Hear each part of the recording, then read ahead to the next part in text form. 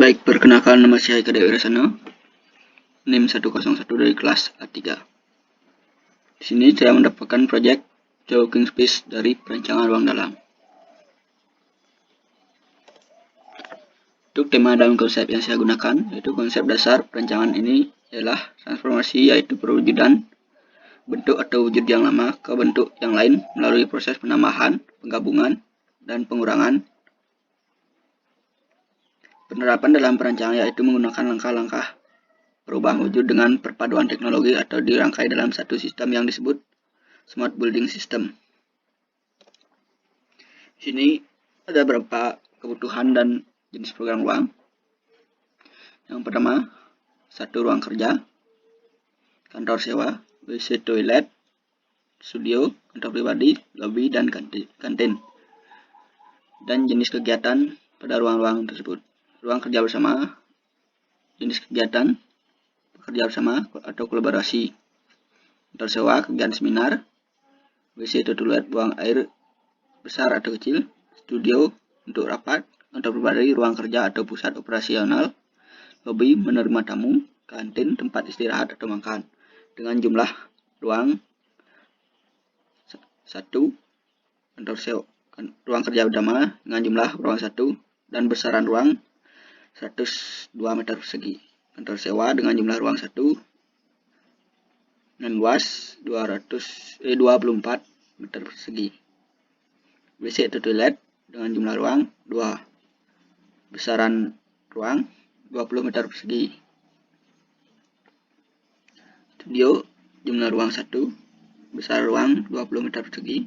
Kantor pribadi jumlah ruang 1, besaran ruang 17 meter persegi. Lobby jumlah ruang 1, besar ruang 10 meter persegi. Kantin jumlah ruang 1, besar ruang 17 meter persegi. Dan selanjutnya ada syarat ruang. Yang pertama, kebutuhan ruang kerja bersama. Pencahayaan yaitu menggunakan cahaya alami atau buatan. Penghawaan alami atau buatan.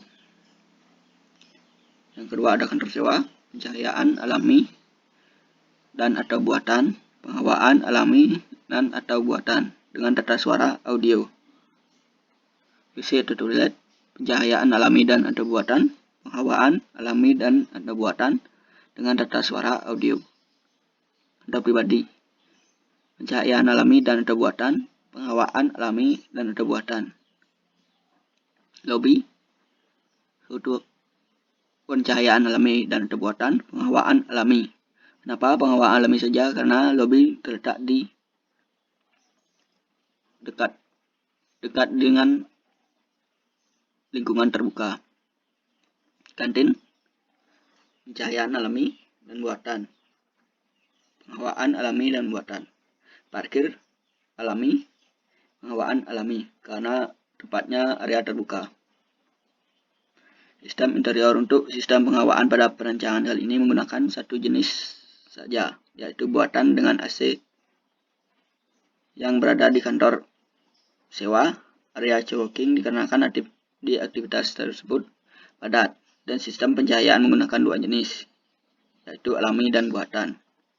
Cahaya alami namunnya hanya terbatas, yaitu pada area yang dekat dengan bukaan dan area void karena penggunaan plafon skylight, sehingga ruang-ruang lainnya harus menggunakan pencahayaan buatan melalui lampu downlight dan lampu gantung dengan menggunakan lampu LED untuk menekan biaya operasional.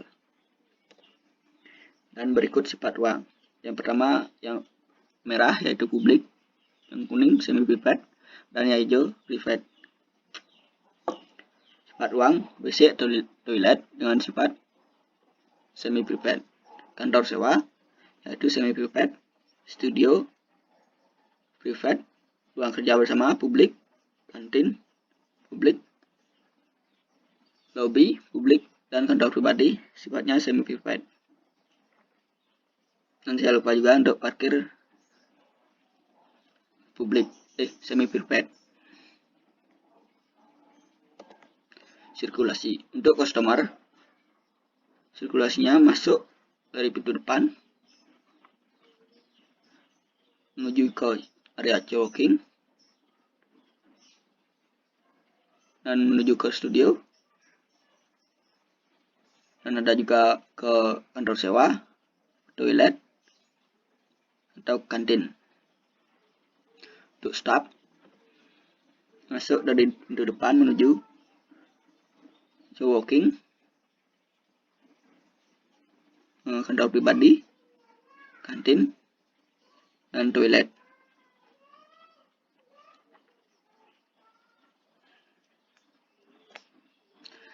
Di sini material yang saya gunakan yaitu bata expose, baja, keramik, dan atap sirap, kayu, dan kaca. Dan ada juga batu alam.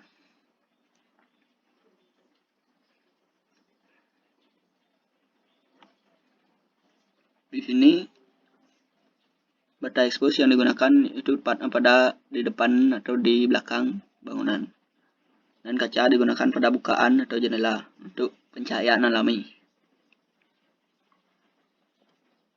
Studi kasus yaitu co-working space Semarang Digital Kreatif di Semarang.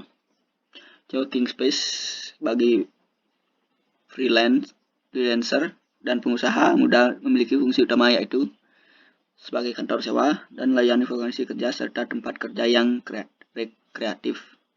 Fasilitas pendukung yang dimiliki seperti ruang kerja bersama. 1. Kerja privat. 2. Kerja tim. 3. Rapat atau seminar. 4. Workshop. 5. Display. 6. Ketemu klien. 7. Office supply dan ruang hobi. Fasilitas pendukung tersebut diciptakan dengan suasana yang dapat merangsang kreativitas, semangat kerja para freelancer dan pengusaha muda dari berbagai disiplin ilmu berbeda. Fungsi tambahan pada co-working space yaitu fungsi penunjang dan servis untuk pengelola sistem manajemen administrasi karena perbedaan kepentingan serta jadwal pengunjung yang berbeda. Berdasarkan hasil analisis fungsi didapatkan 4 pelaku co-working space yang dikategorikan menjadi 3 pelaku utama dan 1 pelaku tambahan yang yaitu pengelola. Implementasi pada interior organisasi ruang pada zoning ini. Area diklarifikasikan menjadi 3 jenis yaitu publik, semi publik, dan private.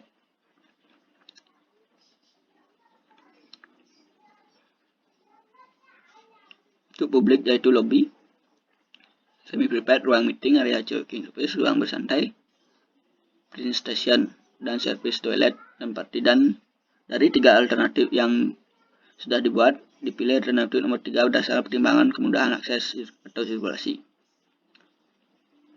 Yang berikut studi kasus dari implementasi pada interior atau zoning area. Yang kuning semi publik, yang merah publik, yang hijau service.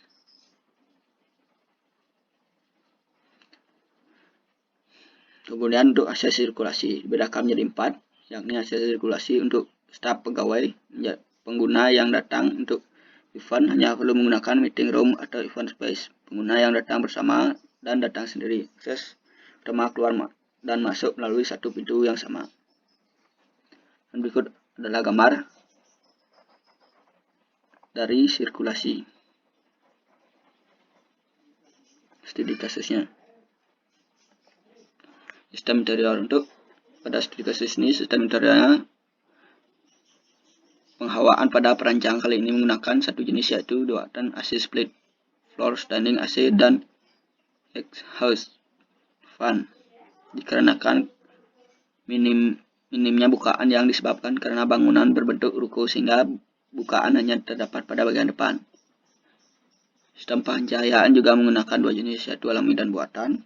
Pencahayaan alami namun hanya terbatas yaitu pada area depan yang dekat dengan bukaan karena pengguna plafon skylight, sehingga ruang-ruang lainnya harus menggunakan pencahayaan buatan melalui lampu downlight dan lampu gantung. Baik, sekian dari presentasi kali ini.